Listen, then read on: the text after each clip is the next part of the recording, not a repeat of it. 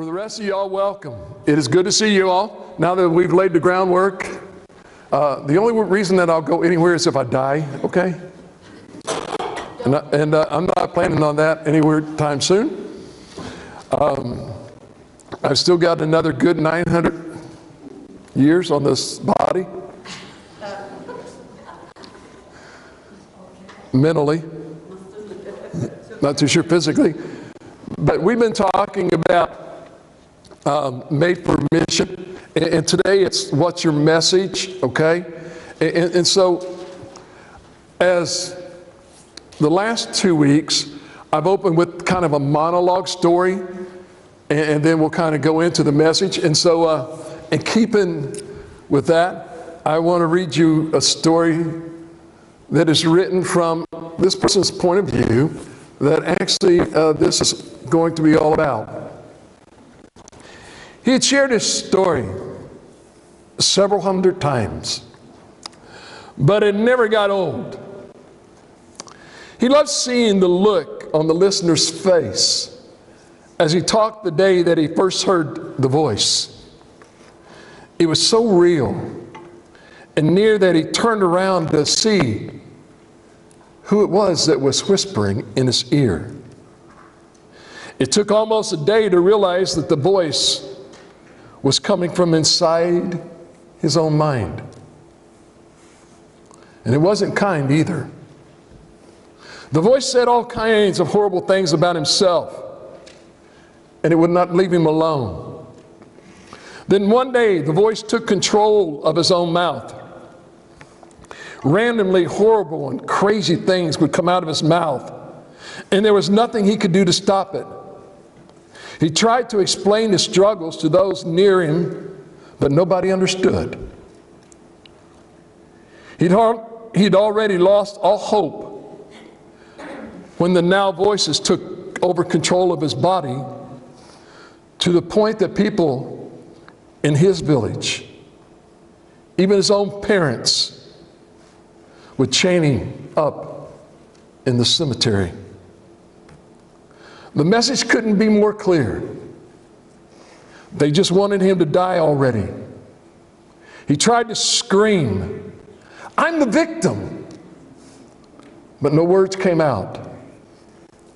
One day he was walking alone.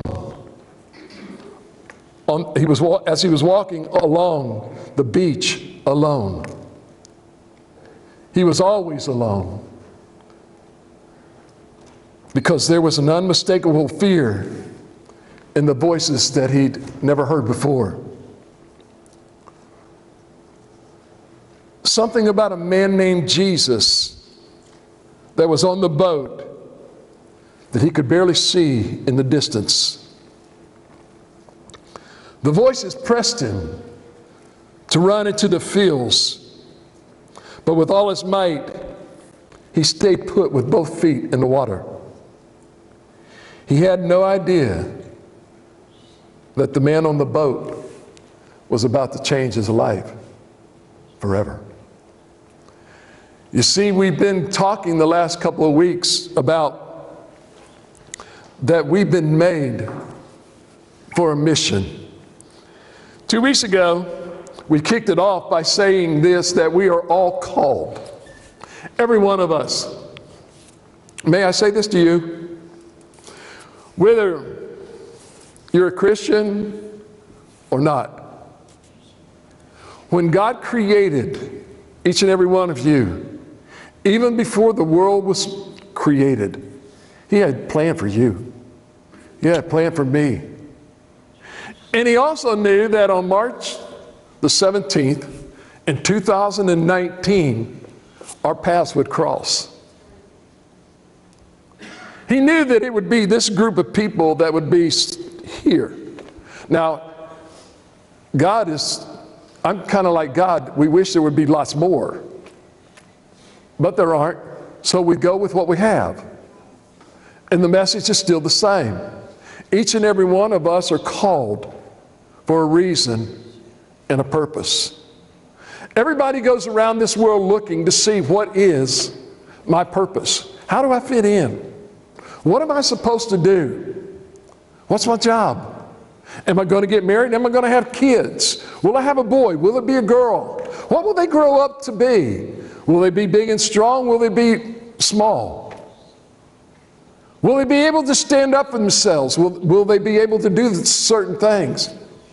I don't know, but God does. And when God made us for that, He made us for that mission. And each and every one of us.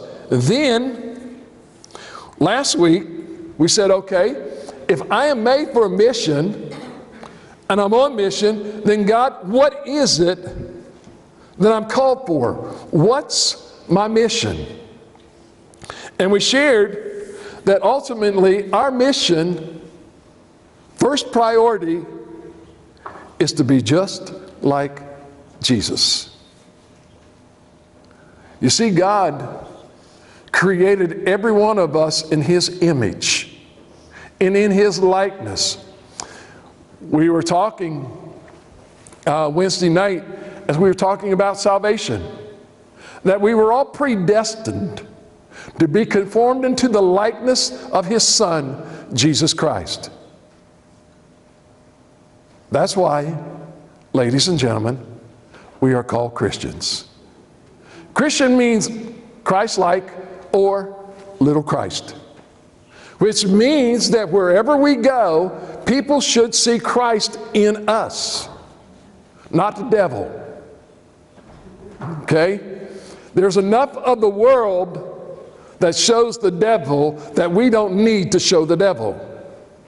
We need to show the world Christ in His love. And the story this day is going to kind of talk about the kind of love that Christ had, that sometimes we miss in this story. Because we all kind of know the story, but today we're going to kind of talk to you about in a different way. You see, today we're going to talk about what's my message. Not what's my neighbor's message, not what's my kid's message, not what my wife's message is, or what my coworker's message is, because each one of us, ladies and gentlemen, have a message. Each one of us have a story to tell. It is my story. Just as the Word of God is not someone else's story, it is His story. Therefore, this is where we get the word history. It is His story. He tells us the facts. Nothing but the facts. History is facts, not fiction. It is something that someone has witnessed, someone is well aware of, and they write it down for others to know, to carry on. And we do these things. So listen. If you're just checking out this whole God, church, Jesus thing, then you need to know as you try to figure it out, do I or don't I, will I or won't I become a Christian? It's crucial to becoming a follower of Jesus Christ. This part of our mission is not natural. What Jesus is asking us to do is something that we normally wouldn't do. It's going to take some courage. It's going to take some getting used to. It's going to take some getting out of your comfort zones and being able to talk to Him in ways that would not be there. In 1976, My son Tim had just been born in December. I had gotten orders that I am going to Germany, Heidelberg, West Germany. And I was going to be there for 3 years. He was 6 months old. And so we go there, and I don't speak German. I barely speak English. A lot of times people don't understand the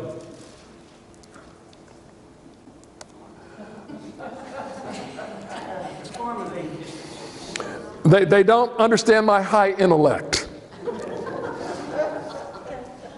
with a deep southern twang. People have no idea when I talk about a washing machine, they want to know, wash what? Is that in Merriam-Webster's dictionary? May I say something to y'all? There's a whole lot of words that we use that is not in the dictionary. Okay? So the dictionary may be for other people to speak, but I have my own dictionary. And I understand it. But, so I get there, well, we had been there approximately about, I guess maybe about 6 to 9 months. And so a bunch of guys, one guy in particular, decided he was going to get together a bus trip to Paris, France. Well, I hadn't been too far in Germany yet, had not ventured too far, and Diana was with me, and we thought, you know, this would be awesome. Well, let's go to Paris, France, because everybody wants to go to Paris, France, right? Cool. So we're all going to get on a bus, and so we had to get somebody to watch Tim, which we did. Our babysitter was very kind to watch him for the weekend. We were leaving on the bus on Friday night and getting into Paris Saturday, and we would be there Saturday night and not come back until Sunday night. So when we get there, they had a lot of our agenda is mapped out for us to go visit here and take the bus and go see some places and stuff like that. But we also had some free time. Well, as parents, you know that whenever you take a trip and your kids are at home, you always have to buy a present to bring back to your children, right? I mean, they really don't care whether they see you or not. The first thing they want to know when you walk in the door, what did you buy me? So we decided that we would go walking in Paris, France, to try to find something for Tim. Well, you have to understand, I was very knowledgeable in French. I had taken French for 3 years in high school. If you gave me a French book, I could interpret that book for you word for word. But there's a difference between reading French and speaking conversational French. Well, Diana had taken conversational French, and so her and I were trying to explain to this young lady that we were looking for the toy store. Diana understood one thing, and that was, do you know where the library is? Have you ever been in a foreign country trying to tell somebody that you're looking for a toy for your child that's 18 months old, and all you know how to say to them is, where's the library? We were going all over that town looking for a toy store, okay? I'm looking one way, Diana's looking the other way, and lo and behold, all of a sudden there is a homeless person that kind of lived in the sewers. And if you've ever been to Paris, France, ladies and gentlemen, and in the wrong part of town, it is sewage. And there's things that you will see that you would never dream you would ever see. He ends up between Diana and I, and he has this mouse in his hand. And he goes, I didn't understand a word she said.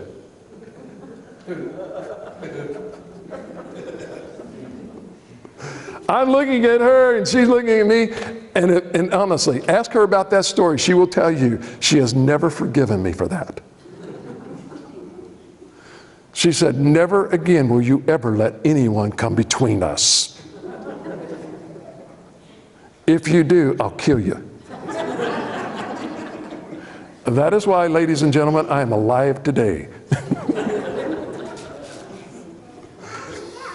But you ever try to tell somebody, and even a guy with a mouse, I'm looking for a toy? We finally did find a toy store. But it was still a challenge to tell her that we wanted the thing on the top, to the point where I said, do you have a ladder that I can get it myself? Instead of, and sometimes that's the same way it is when we try to explain to people what it is that Christ means to us. That's the same type of thing when we're trying to tell people what happened the day and the moment I got saved. It's like you're talking to them and they don't understand a word that you're saying. How do I get them to understand this? And sometimes, may I say this? It's not only that, but maybe sometimes when Jesus is speaking to us, it's almost like he's speaking a foreign language. We don't understand what he's saying.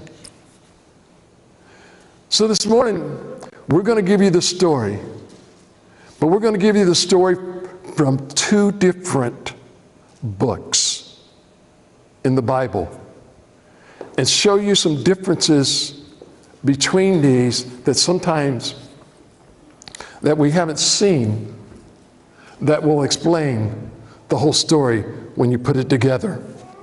Okay? Let's start, if you have your Bibles, turn into Mark chapter 5, and we'll start at verse number 1.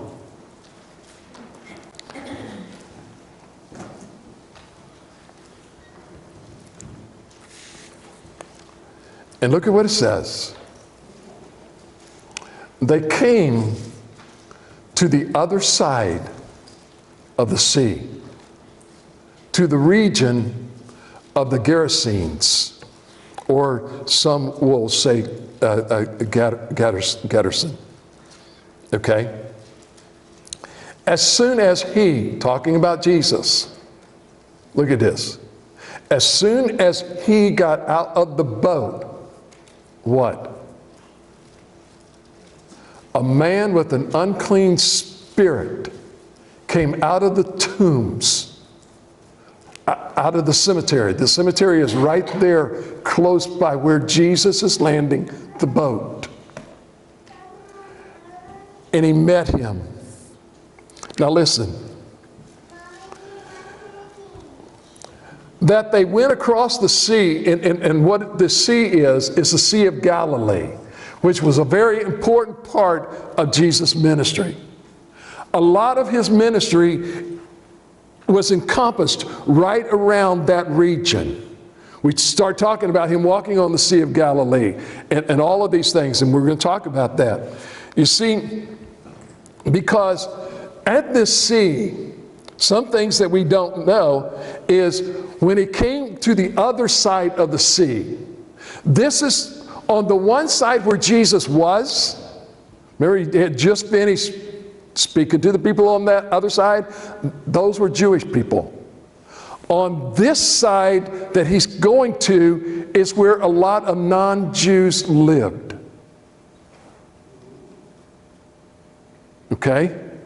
The Jews are on one side, and here's this sea, and sometimes it gets rough. On the other side of the sea, where Jesus is at, is where non-Jews are living. Okay? Now, when you look at this region, let me say something to you.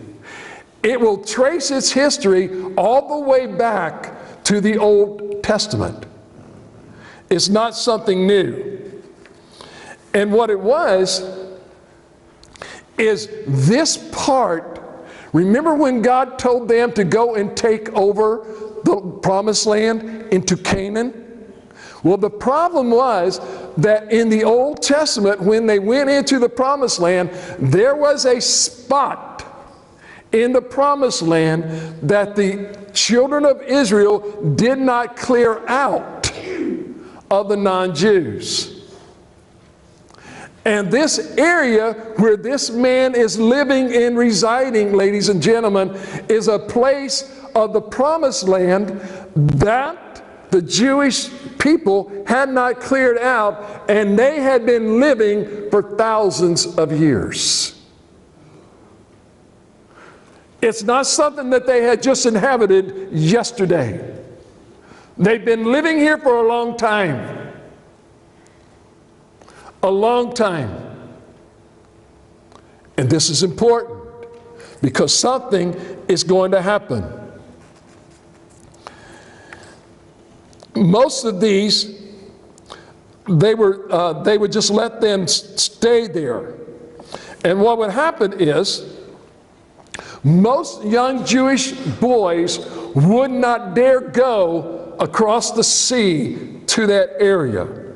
Okay? Now, here's the thing.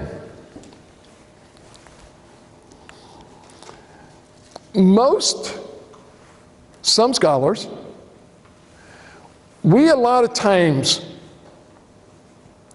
talk about the disciples. And sometimes we think, well, man, they must be guys in their 20s and 30s. But can I tell y'all something? The disciples, some of them were believed to have been between 15 to 17 years of age. So here is these 15 to 17-year-old Jewish boys on the boat with Jesus, going into a place that they had never dared gone. They had never been here before. They've heard stories about this place. Jesus had told them, get in the boat and go to the other side. We never realized sometimes, if you haven't studied the Bible, why that was a major task for them to do.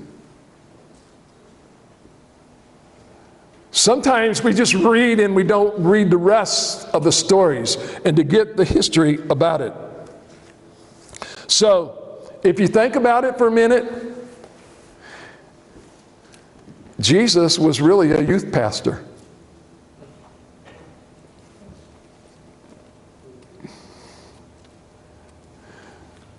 And for those of you that have ever had to deal with youth, now you kind of understand why Jesus had a huge problem with these guys. A few were a little bit older, but not all of them. There were some that were still young men. And here they go. So here it was, they're going across this. And as soon as they get out, as soon as Jesus gets out of the boat, think about this for a minute. You're going to a place where your father and your mother told you, don't you dare go there. And Jesus says, get in the boat and go on the other side. You're following his orders, and you get on the boat, and you've heard all of these stories about what's going on the other side of the Sea of Galilee, that you're not going. And so you get out of the boat, and the first thing you all meet is some guy that says, howdy. Welcome to my house. Welcome to my home. You know, like, what's that? What's that guy's name on Treasure Island? The little guy? Tattoo. It wasn't like Tattoo. He stood there saying, oh, welcome to my hotel. I will show you a place, good time. No, what you hear is this guy totally naked, chains around him because they had chained him up so that he wouldn't get loose, and he's gotten loose, and he's running around, he's going, and you're thinking, Lord, what have we gotten into? We don't understand a word he's saying. This guy has cut himself. He's done all kinds of stuff. And you're seeing this stuff. I don't know about you, but if I'm 15 or 17 and I'm seeing this, I'm scared. And I probably ask him under my breath, but Jesus understands what I'm saying. Lord, what have you got me into? Have you ever done that? You ever kind of under your breath say, Lord, what did you ask me to do now? Are you sure about this? Really? Can we talk about this as soon as we get on the boat and go back to the other side? Because this is not what I signed up to do. It's to meet this guy that is totally demonically possessed. So, they probably thought, this place is worse than what they ever told us. Worse than what we ever imagined. Lord, let's get back on the boat. But Jesus didn't react that way. Look at verses 3 through 5. This man, he lived in the tomb. No one was able to restrain him anymore, even with chains. Now you think about it for a minute. They had chained him up and he broke the chains. I don't know about y'all, but if I'm somewhere and somebody comes running with chains, I'm leaving. I hear the rattle, I'm gone. And here this guy's running to them. And Jesus is telling them, let's get out of the boat. But look at what he said. He says, because he often had been bound with shackles and chains, but he snapped off the chain and smashed the shackles. Verse number 5. No one, or continuation of 4, no one was strong enough to what? Subdue him. You ever tried to tackle somebody when you couldn't get them down? They in for a fight. And always, night and day, he was crying out among the tombs and in the mountains and cutting himself with stones. May I say this to y'all? Cutting is not a new thing. Cutting has been around for a long time. And why is he cutting himself?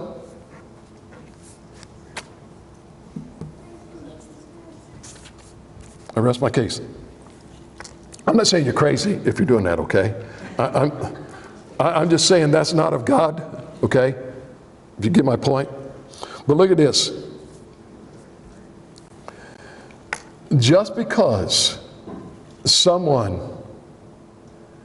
has rejected God doesn't mean they will this time. How many times do you think that somebody may have tried to talk to him? Jesus is getting out of the boat. But may I say this to y'all? They have calculated that the average person, it takes 17 times for them to have had an encounter with Jesus before they accept Christ. Hang on to that thought. 17 times on the average. So what does that mean? Some less, some more. But on the average, 17 times. So sometimes we don't understand when we're trying to tell our story to someone whether we're within the first 17 or above the 17. We just know we're telling them our story. And maybe they'll accept him and maybe they won't. But that's not ours to question. Ours is to tell. And ours is to share. You see, this demon guy probably had a past. It says he's got not one chain. Do you understand? Not one chain. He's got multiple chains around him. He had been tried by other people to be subdued, but they couldn't. He also was possessed, that he actually trying to get the demons out of himself would take stones and cut himself to get rid of what was driving him.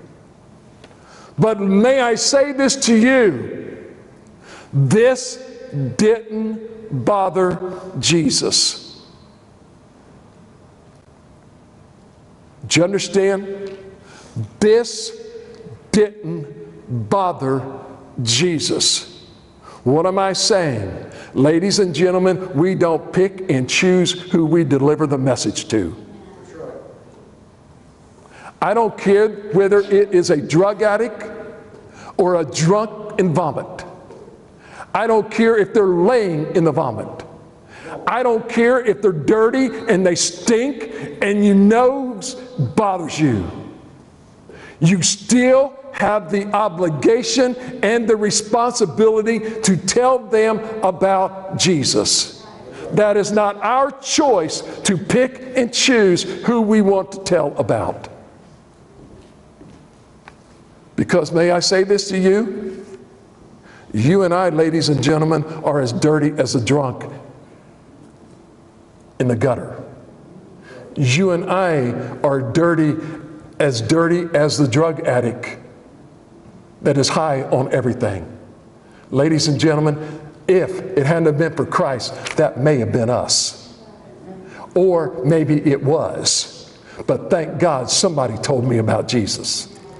And they didn't look at me and judge me based upon who I was, but rather they looked at me and judged me based upon what Jesus could make me. A child of God. That's who I am. Because we need to understand something. So let's skip over, if you would please, over to Luke chapter 8. And we're going to start there at verse 28 and 29.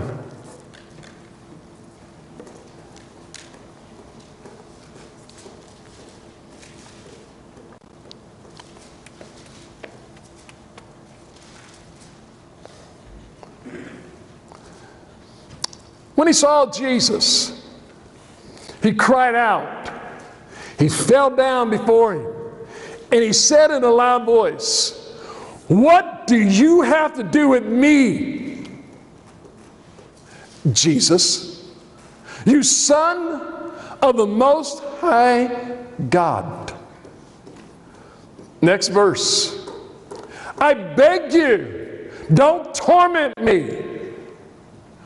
For he had commanded the unclean spirit to come out of the man. Many times it had seized him, and although he was guarded, bound by chains and shackles, he would snap the restraints and be driven by the demon into deserted places. Notice the question the man asked. "What do you want with me?" Think about it. This man had probably come into a lot of people. He's in the cemetery. A lot of people had probably come there, and they've encountered this man. And every one of them probably ran from him or told him to get away. "Stay away from me. I don't want anything to do with you." He's been tormented because, look, he's been shackled. He's been bound. Who knows what all he's been through. And he's expecting Jesus to treat him the same way. May I say this to you? There are some times when you're talking to somebody and you think that they're mistreating you, because as soon as they tell you that, or as soon as you tell them, "Hey, I'm a child of God. I'm a Christian. I would like to share with you Jesus," they rebuke you. They say all kinds of bad stuff to you. You want to know why? Because they've had bad experiences with Christians. They've had bad experiences with people who say that they're Christian, who says, "You're going to hell because you cut your hair. You're going to hell because you got earrings in. You're going to hell because you got a tattoo on. You're going to hell because of the shirt you got on. You're going to hell because you don't have a skirt on. You're going to hell because you're this. You're going to hell because of that. Some people say that I'm not a pastor because I don't have a suit and tie on. Suit and tie does not determine who I am. I can have a suit and tie on.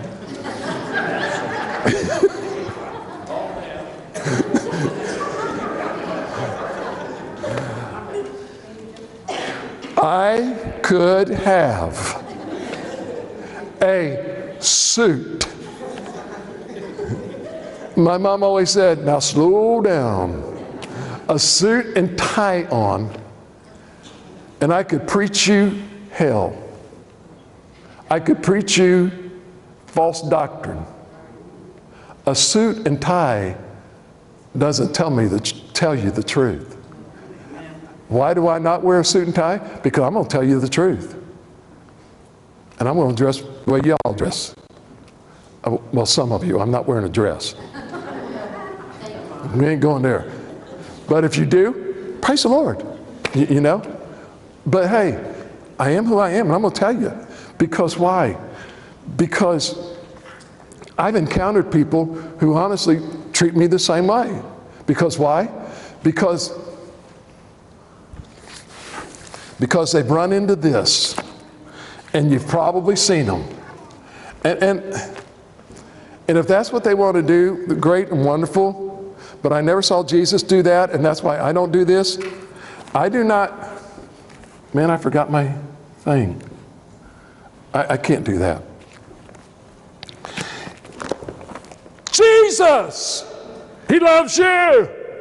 And if you don't believe Jesus, you're going to hell. You're going to burn in fire and brimstone. You need to know Jesus, Jesus, Jesus. And they're all driving down the street.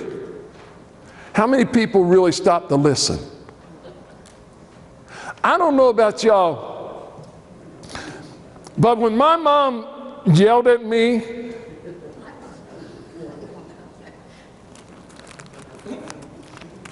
you know how much of it I heard? Ching. But if my mom and dad really sat down and talked to me, you know what I heard? I heard every word of it. You do that again, Charles Wayne. They didn't have to yell. Just speak my name. And that to me was Jesus speaking. Because my mom always said, I brought you into this world, I can take you out.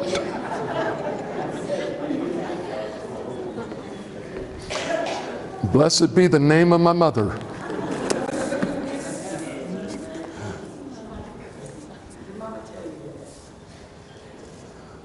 But what did Jesus do? This man was expecting something from Jesus. He said, what? What do you have to do with me, Jesus? How are you going to speak to me? He was often in chains. He probably was saying, you know, I wish I was dead. I'm trying to kill myself. He has nobody. He's in isolation and fear and all of these things. And look at verse number 30. And here's what it says. Jesus just asked, he says, what is your name? Jesus asked him. Legion, he said, because many demons had entered him. This man did not have one demon in him, ladies and gentlemen. He had thousands. You talk of demon possession, he was possessed. He said, Legion, what is your name? This man is so overpowered by these demons. His name was not Legion. His name may have been Charles. His name may have been Bartholomew. Don't know. But he answers demon because of the demons, or Legion because of the demons, not his real name. There was a show It's called the American Ninja. Yeah, and so they had this show, and they go through this crazy obstacles that they have to go through, and this guy who happened to work for the Catholic Church, he won it, okay? And they asked him later on, they asked him this question: how did you feel having a bunch of priests there rooting for him? And he responded this way: it's a great reminder of who I am. I am loved. Now, it wasn't because of his, even though he did have great biceps and a good physique, but what kept him going? He knew that there were people that loved him there and that were rooting him on. But this guy didn't know anybody loved him. But look at verse number 32 and 33.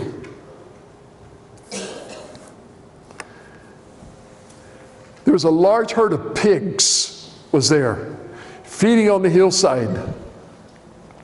The demons begged him to permit them to enter the pigs, and he gave them permission.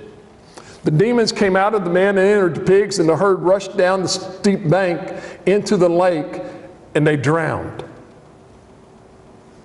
So one of the things that we need to understand, and that is this: apart from Jesus, anything apart from Jesus dies. They die. And so this man, right in front of him, Jesus is showing him an illustration. The demons are going into the pigs, and the pigs ran into the water and drowned themselves. Jesus, ladies and gentlemen, is giving us an illustration that sometimes we never got and we don't give to people, and that is this: if Jesus is not in you, you're dead. But death can be, you can be delivered from the death. And so he's beginning to show him this. You see, Jesus was giving a great illustration about Satan, because in John 10:10, Jesus said this: the thief. Who is the thief? Satan. The thief comes to steal, kill, and destroy. But I have come to give you life, and life to the full. Do you know why the pigs ran into the water?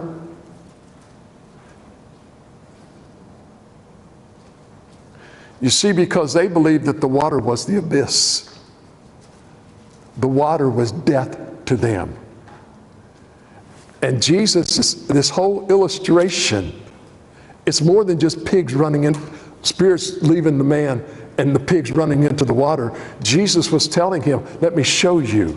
You believe that things that go into that water die. I'll show you. The demons go into the pigs run into the water, and the pigs die. Yes, you're right. That's death. That's the abyss. That's what you're afraid of. That's what you've been waiting from.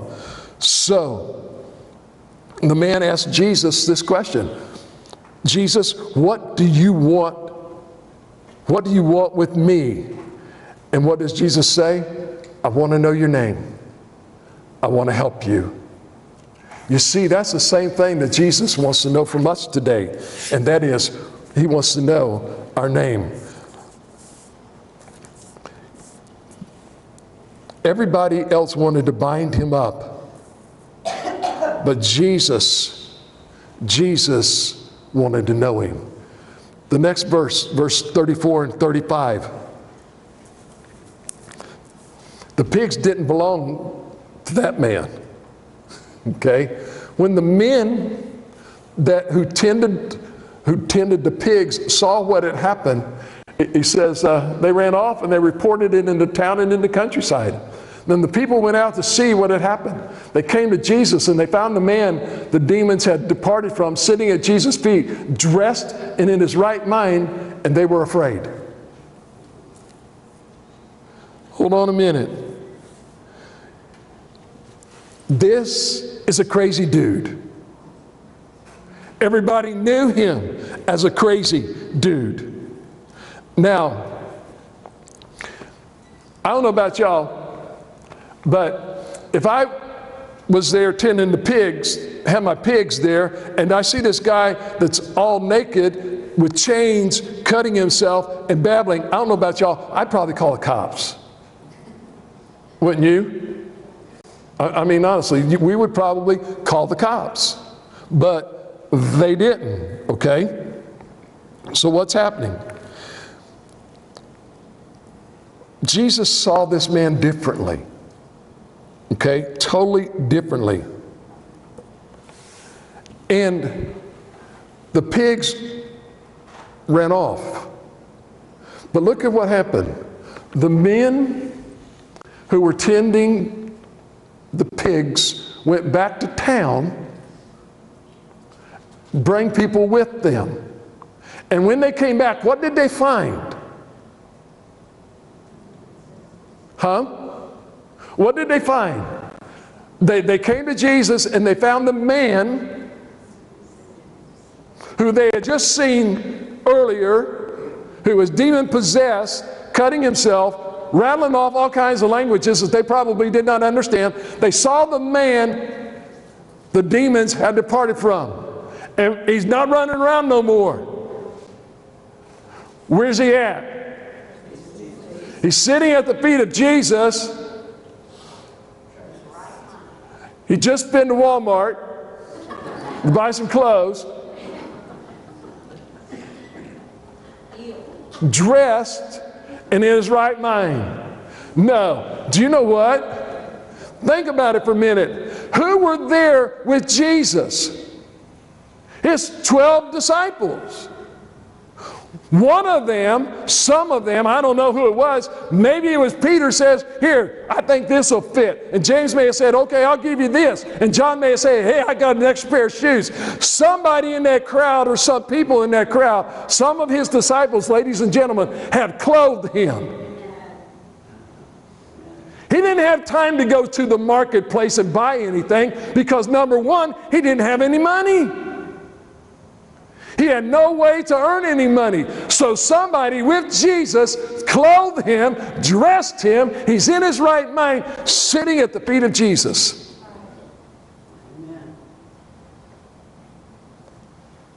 There's more to this story than meets the eye. And there's more to this story. Sometimes I would really like to sit down and tell you that some of this story that I have preached before was, I'm sorry, but was wrong. It was because that's the way I was taught, and that's the way I believed it, until you get digging into the scriptures and you find out there was something wrong. Because why? Number one, I was always taught that it was Jewish people and they had pigs and they weren't supposed to. Until you really read the story and you read history and you find out they were not Jewish people and they had right to own pigs. So I'm sorry for telling you the wrong stuff, but I'll give you the right stuff before I die. And this is what I'm saying. This is why I love the Bible, guys. I love to dig into the Bible. I like to get the truth of the story so that you're not misled, because I don't want to mislead you. But I'll tell you some of the things that I know, and then I'll tell you some of the things that I've forgotten. Okay? I don't know how long this guy's been a Christian, but it may have been 5-10 minutes. I don't know how long it took them to get to town and come back, but ever how long it was, he's in his right mind and he's sitting at the feet of Jesus. It wasn't days and months later. It's then. But listen, this area that he was in was a place called Decapolis, which Deca means 10 in Roman. Okay, so it was a place of 10 cities round about here. Okay? This is important. Here is a man.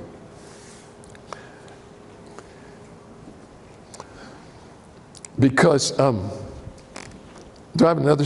Yes, I do have some more scriptures. 38 and 39, I believe I have. Or how far did I read? 36 and 37, and then we'll go. Meanwhile, the eyewitnesses reported to them how the demon-possessed man was delivered. Then all the people of the Gerasene region asked him to leave them because they were gripped by great fear. So getting into the boat, he returned. They told Jesus, get out of town because we're afraid of you. Okay? So they told Jesus, get in the boat and get out of here. Okay? So the man from whom the demons had departed, okay, begging Jesus to be with him, but he sent him away and he said, listen, go back to your home and tell all that God has done for you. And off he went, proclaiming throughout the town all that Jesus had done for him. Here's the story that nobody has ever probably told you, that is buried in the story if you would read the story and look at the story. Jesus went from one side of the Sea of Galilee over to the place which had not been evacuated by all of the people who were not Jewish. He went over there for one person. One person. Do you get that? Jesus didn't go into the towns preaching to the people. Jesus didn't talk to the people that were there when they were telling him, get out of here, leave us alone. Jesus left. He went across the sea for one person. One. This is why we've been asking you all, who is your one? Who is your one that Jesus has put on your heart to tell about Jesus?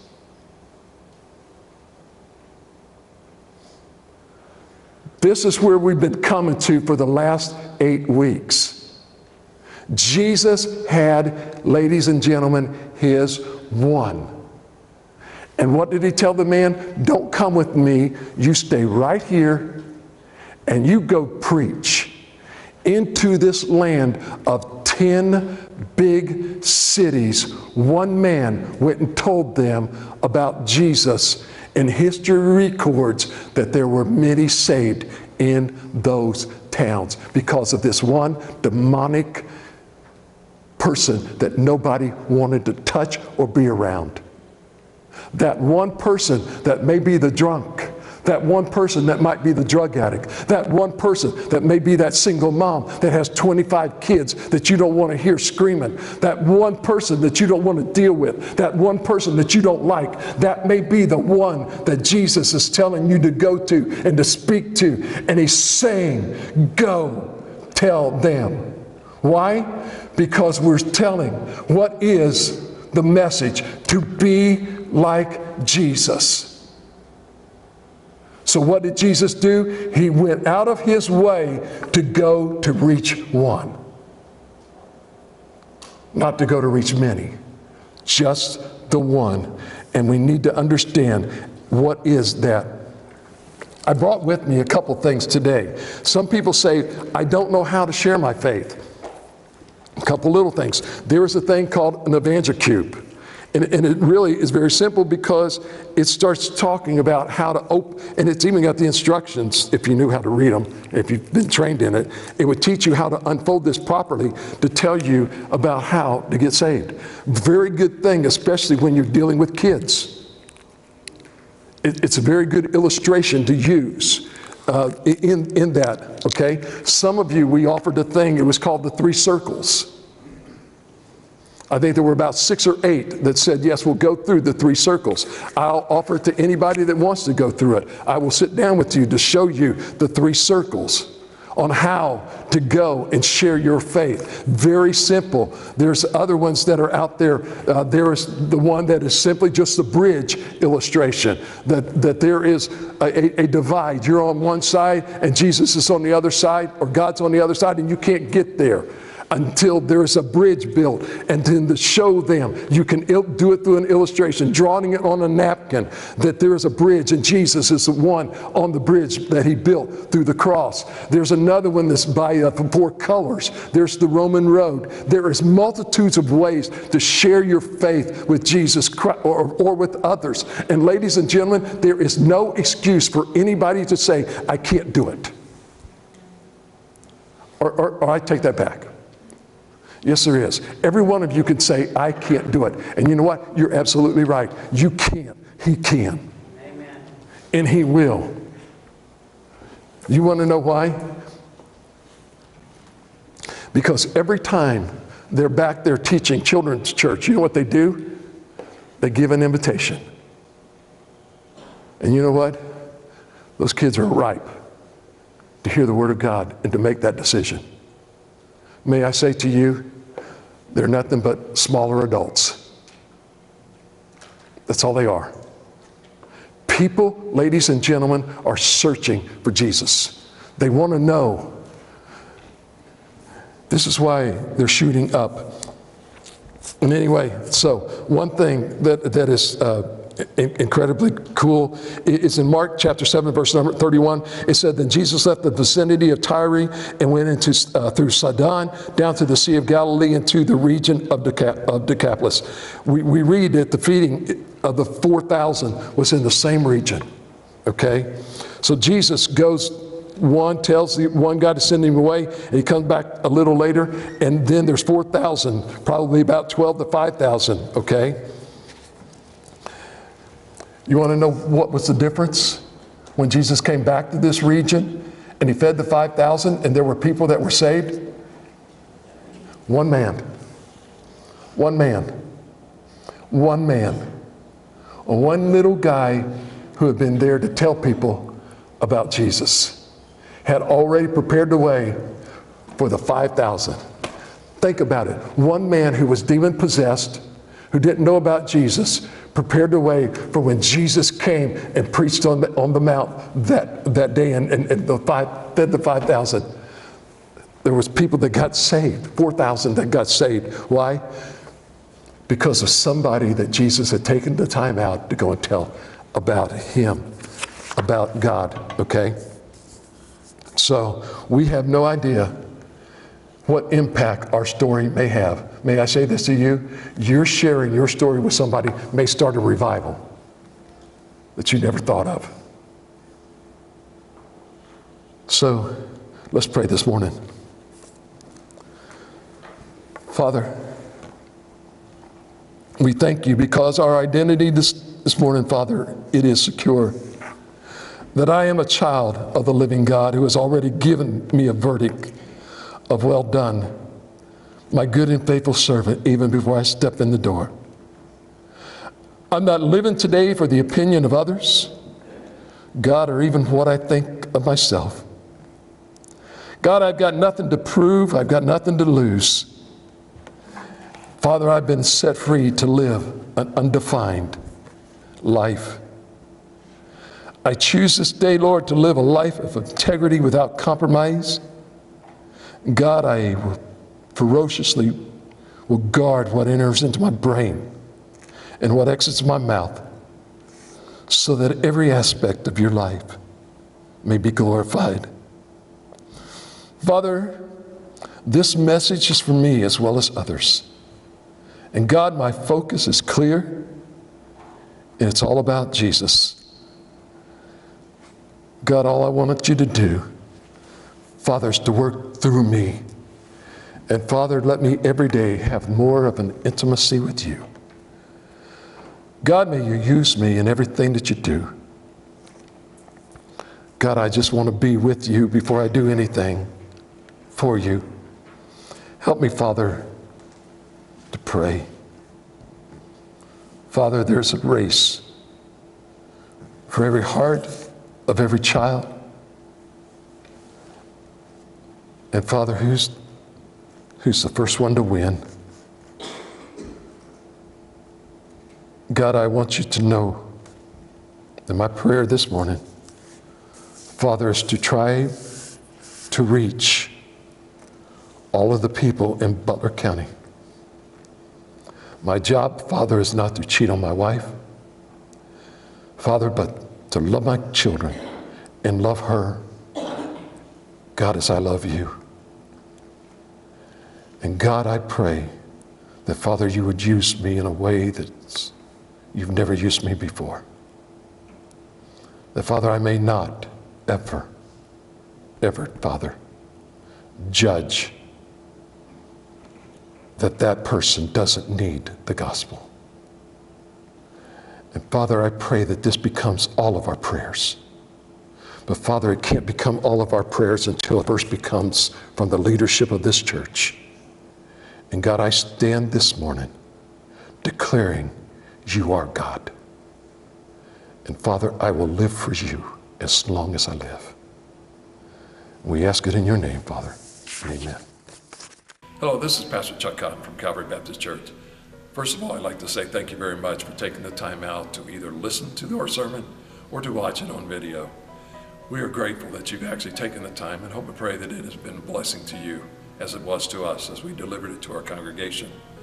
We ask if you have any questions whatsoever that you email us at pastorchuck@calvarybaptistmiddletown.org, or you could come in and give us a phone call, if you would please, at area code 513-423-7251. I'd like to take this opportunity to also invite you to come to our church and visit us, if you would please.